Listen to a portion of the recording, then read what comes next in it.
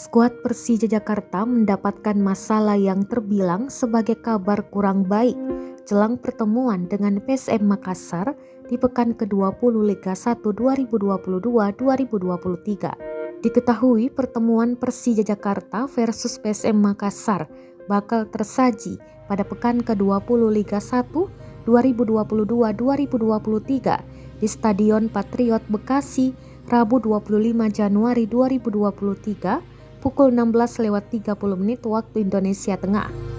Laga Persija Jakarta versus PSM Makassar tentunya merupakan partai super big match Liga 1 2022-2023. Pasalnya Persija Jakarta dan PSM Makassar hingga saat ini berstatus sebagai tim calon juara.